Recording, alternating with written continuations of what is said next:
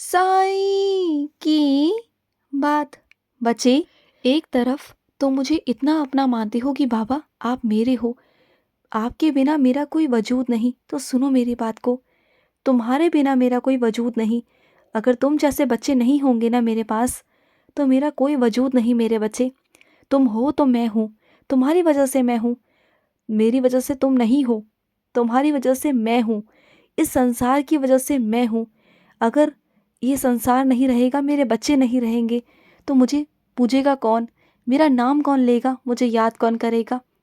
तो फिर ये मत कहा करो कि बाबा आपसे मैं हूँ, बल्कि मैं कहता हूँ मेरे बच्चे, मैं तो तेरा ऋणी हूँ कि तुझसे मैं हूँ, इस दुनिया से मैं हूँ, मैं अपने बच्चों से हूँ।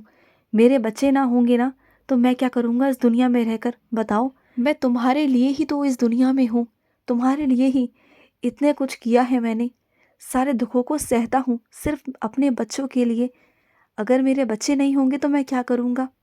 और रही ख्याल की बात, तो ख्याल तो मैं तुम्हारा रख ही रहा हूँ ना, और हर बार की तरह आगे भी तुम्हारा बहुत बहुत ख्याल रखूँगा।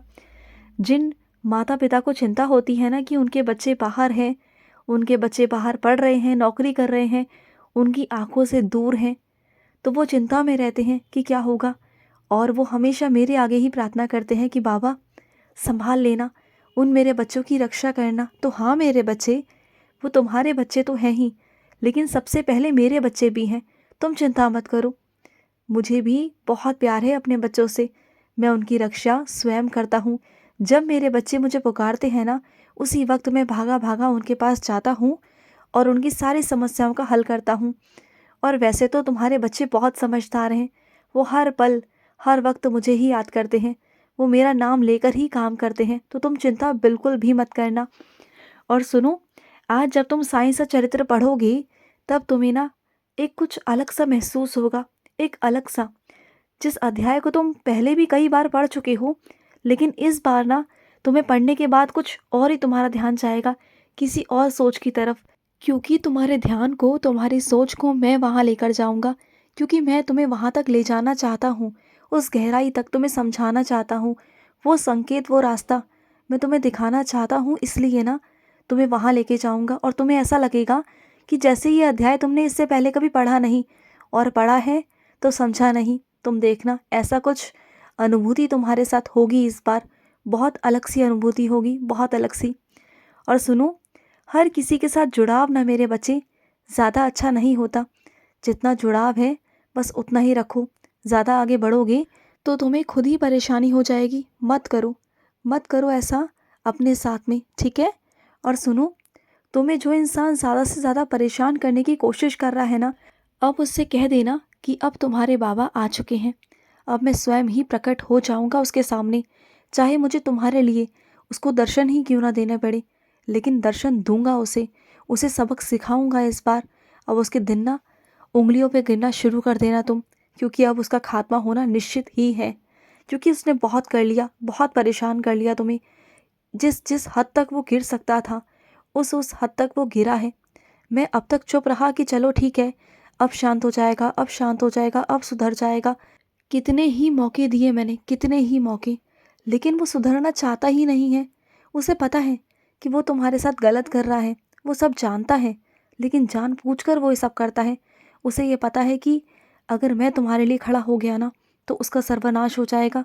लेकिन उसके बावजूद भी ना वो बेखौफ हो चुका है, वो निडर हो चुका है। उसे ना पाप करने से कुछ डर ही नहीं लगता। ईश्वर का तो जैसे डर ही नहीं है उसके मन में। पाप से भरा हुआ है वो इंसान। अब उसके पापों की गठरी ना भर चुकी है। अब बस बहुत हो चुका है, अब उसका खात्मा होना निश्चित ही है। अब तुम लिख लो, तुम उसका नाम लिख लो और आज की तारीख लिख लो। कुछ ही दिनों के अंदर ही अंदर उसका खात्मा अगर मैंने नहीं किया ना, तो मेरा नाम भी साईं नहीं और मैं तुम्हारा बाबा नहीं, ये याद रखना तुम। सुनो, जो विकल्प तुम्हारे सामने रखे गए हैं, वो मौका है मेरे बच्चे तुम्हारे लिए, सिर्फ और सिर्फ तुम्हारे लिए। उन विकल्पों में से एक विकल्प चुन लो। वैसे मैं हर किसी को विकल्प नहीं देता, लेकिन क्या है ना, तुम मेरे खास बच्चे हो, बहुत करीबी बच्चे हो, इसलिए तुम्हारे आगे चुनाव के लिए दो विकल्प मैंने रख दिए। अब उस विकल्प में से एक विकल्प चुन लो, जो भी तुम्हें सही लगता है, जो भी तुम्हें चाहिए, जो तुम्हारा मन है, जो तुम्हारी इच्छा है। और सुनो, तुम्हारा व्रत पूर्ण होगा मेरे बच्चे। जिस संकल्प के साथ में तुमने, जिस श्रद्धा के साथ में, सबूरी के साथ में व्रत रखा है ना, तो बस तुम्हारा व्रत सफल होगा। लेकिन एक बात ध्यान रखना, श्रद्धा से व्रत तो तुमने रख लिया, लेकिन सबूरी तुम्हारी तब तक टिकी रहनी चाहिए जब तक तुम्हारी इच्छा पूरी नहीं होती। ऐसा नहीं कि व्रत खत्म होने के बाद, समाप्ति होने के बाद तुम कहो कि बाबा आपने मेरी इच्छा पूरी नहीं की। तो इस बात से लड़ना मत। अगर व्रत रख रहे हो तो सोच समझ कर रखना, सबूरी के साथ रखना। सबूरी बहुत ज़रूरी है। मैं सबूरी ही देखता हूँ। श्रद्धा तो मेरे सभी बच्चों के पास में है, लेकिन मैं सबूरी देखता हूँ। और विश्वास करते हो मुझ पर, इतना विश्वास रखते हो, इतना ज़्यादा अडिग विश्वास है तुम्हारा मुझ पर, और एक पल में ना तुम्हारा सारा विश्वास पता नहीं कहाँ चला जाता है।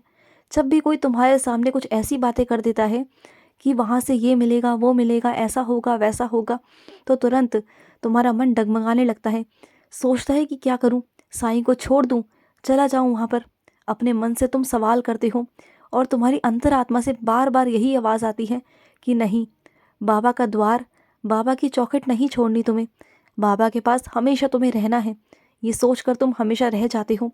तुम रहते नहीं हो, बल्कि मैंने तुम्हें कसकर पकड़ कर रखा हुआ है, वरना पता नहीं तुम कब का और कहाँ कहाँ चले जाते, कहाँ कहाँ से लुट जाते तुम। एक तरफा इतना विश्वास करते हो और एक तरफा पता नहीं कभी कभी तुम्हें क्या हो जाता है कि तुम अविश्वास पर उतर आते हो, मेरे खिलाफ ही तुम आ जाते हो।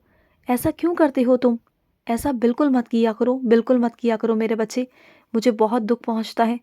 ये कहूँ कि मेरे आंसू तक बह जाते हैं जब तुम ऐसी बातें करते हो ना, तो मुझे बिल्कुल अच्छा नहीं लगता, बिल्कुल नहीं। अभी जो परेशानियां चल रही हैं ना, चिंता मत करो।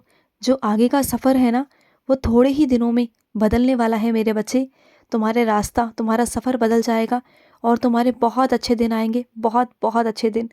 सिर्फ केवल मेरा नाम लेने से तुम्हारे जीवन में सुधार आ जाएगा। और सुनो, जिस जीवन को तुम इतना परेशान से लेते हो ना, इतनी कठिनाइयों से लेते हो ना, देखना वही जीवन तुम्हारा इतना आसान हो जाएगा कि आने वाले दिनों में ना तुम्हें सुख, इज्जत, मान सम्मान सब मिलेगा। तुम देखते जाओ बस। शुरुआती दिनों में मेरी बातों को याद रखना, और जो चीज़ें स्वीकार नहीं की हैं मेरी दी हुई, उन्हें स्वीकार कर लो, क्योंकि वही तुम्हारे लिए सही है मेरे बच्चे। जो मैं तुम्हें देता हूँ ना, वही चीज़ें उचित हैं मेरे बच्चे। इस बात को समझ लिया करो, क्योंकि मैं ना बहुत सोच समझ कर देता हूँ। मैं यूं ही नहीं देता कि लिया और तुम्हें दे दिया, ऐसा नहीं करता मैं। क्योंकि मैं तुम्हारे बारे में तुमसे बेहतर जानता हूँ, तुम्हारे भविष्य के बारे में, तुम्हारे बारे में, तुम्हारे आसपास के बारे में। तो मैं तुम्हें वही देने की कोशिश करता हूँ जो तुम्हारे लिए उचित है। बल्कि तुम वो मांगते हो मुझसे जो तुम चाहते हो, तुम वो मत मांगा करो ना मुझसे। बल्कि बस ये कह दिया करो कि साईं, आपको जो देना है आप दे दो मेरे हिसाब से, तो मैं उस हिसाब से तुम्हें वही सब कुछ दे दूंगा। और दे भी रहा हूँ। कमी कहाँ छोड़ी है मैंने, तुम्हें बताओ? कहीं कमी छोड़ी है तुम्हें देने से पहले? इतना सब कुछ तो दे दिया तुम्हें, और फिर भी तुम उम्मीद पे उम्मीद करते हो।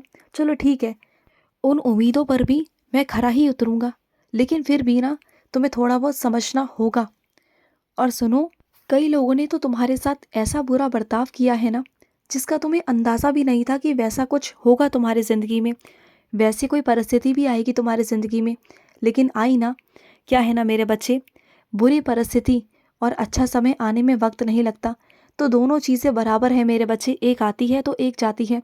हर चीज़ के लिए तैयार रहा करो।